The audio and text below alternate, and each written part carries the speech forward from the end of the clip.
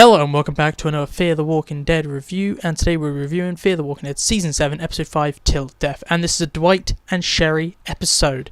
And in this episode, a quick rundown is that Dwight and Sherry basically have been employed by Strand, or they've been given a kind of bargain by Strand to find this woman and bring her back to the tower, and they could join. But obviously Dwight and Sherry are like, nah, we like Morgan, not Strand. So they obviously don't, and the whole premise of the episode is that they're going to find the woman and they're going to help the woman find her husband. That is kind of the plot of this episode. Now, looking at the episode, you might be like, oh, that doesn't sound too interesting. It's basically kind of an escort quest or a fetch quest. And yeah, it's kind of like that. It is entertaining. It is fun to watch and entertaining. And it is like, there's good action, there's good drama. I liked the ending quite a lot. They had a little fun with the ending. They had a woman suplex a walker, which was quite fun. I quite liked all that action. It was quite nice. However, it was completely filler. I feel like we could have missed this episode. Or if it was going through like the old style of telling the show, about how The Walking Dead does it, we could have seen this as a B-plot or something, to be honest. It's kind of drawn out, because it's like, oh, we're going to have a whole episode which is dedicated to this one thing, which is basically completely filler. Like, it doesn't progress a story forwards that often. Like, we kind of do see Strand do more villainous things, which is quite nice. Strand's meant to be the villain, but some people don't see him as the villain yet. Well, this episode pushes him more as a villain because he does some very villainous things and very despicable things to Dwight and Sherry so that he could get his way. And I quite like that. It's a very shocking moment. But other than that, it's mostly filler. This episode doesn't push anything forwards other than them mentioning that they're looking for Padre.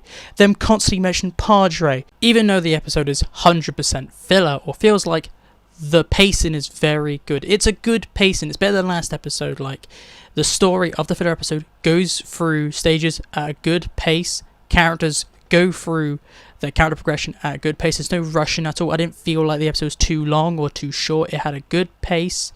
There was points where, like, they're just kind of stopping and just going like, hey, let's just make a Negan reference, mention the Saviors, or mention our code, or talk about Padre. That's kind of the bits that annoyed me. But other than that, the pacing was good. Also, this was starting to get slightly annoying by the end of the episode, is that Dwight and Sherry were constantly mentioning their code, because where we last saw Dwight and Sherry in Season 6, Sherry and Dwight kind of separated, because Sherry was still hung up on Negan, while Dwight moved on. So this season, they're finally together again, but they're now being like, okay, we're going to have a code so we don't end up like we were with Negan around. So kind of the whole episode is kind of like a Negan episode, even though he's not even on the show. Because the whole episode is about them trying to stick to their code so they don't end up becoming the people that they were under Negan.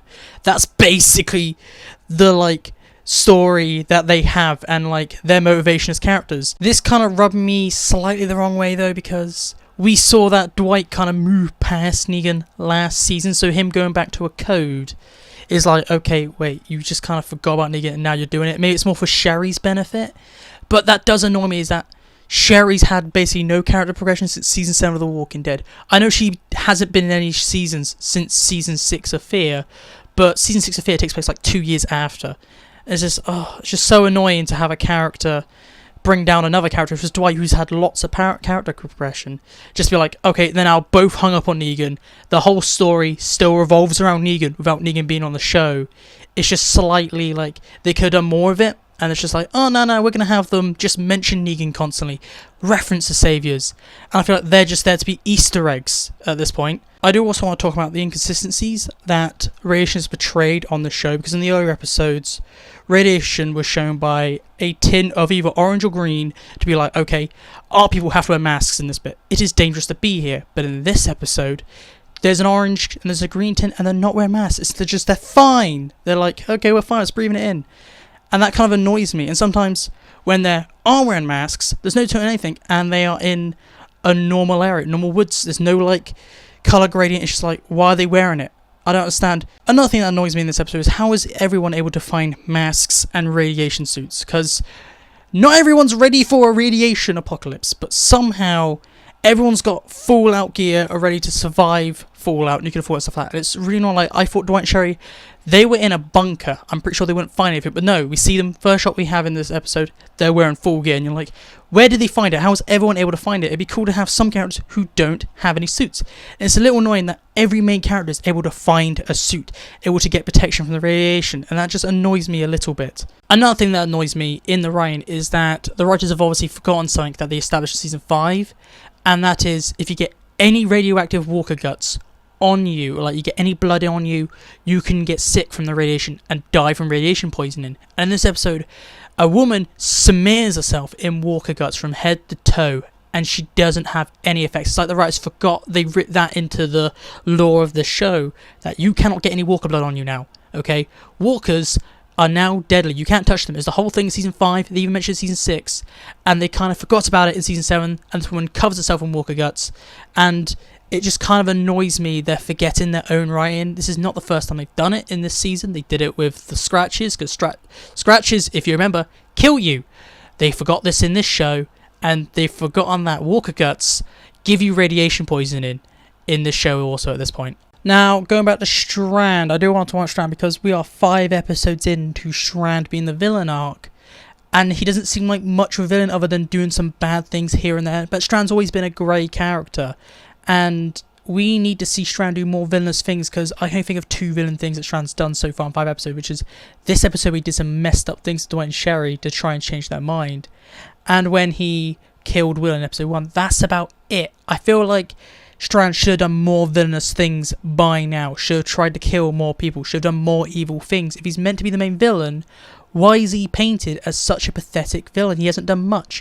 And then in this episode, they try and compare him to Negan, when he's actually nothing like Negan. Okay, Negan was actually a murderer. He actually killed people. He actually did bad things. Strand's just to be like, okay, I'll only let you in because I'm picky. He's just a picky guy who wants perfect survivors. That's it, okay? And they're meant to make him this big bad. That's just one issue I have with the entire season as a whole right now, is making Strand the villain, but not fully committing as I feel. And like, this is the worst he's got this episode, this episode 5, and this is the worst thing he's done other than killing Will. And I just really don't like it. It doesn't hit me right, to be honest. Now let's move on to my one sentence, that's one word overview, and this episode is just good. It's not great, it's not bad, it's good. This episode is 100% filler. The filler story is good and entertaining and watchable. The characters are fun. I really like Dwight and Sherry. They're very good. They're very fun. The episode has good pace and it moves forwards. The characters are fun. Strand, though, steals the show. Even though he's in a small part of the episode, he steals the episode. I love how he interacts with Dwight and Sherry. It's just really fun and great TV. I would recommend watching this episode, but what do you think? Please tell me down below. If you like the episode, hate the episode. What was your best part of the episode? Please tell me that. And if you want more content, look on the screen. I recommend you click on them. You will like something else. And this is it for me for now. So goodbye. Peace out. Talk to you later.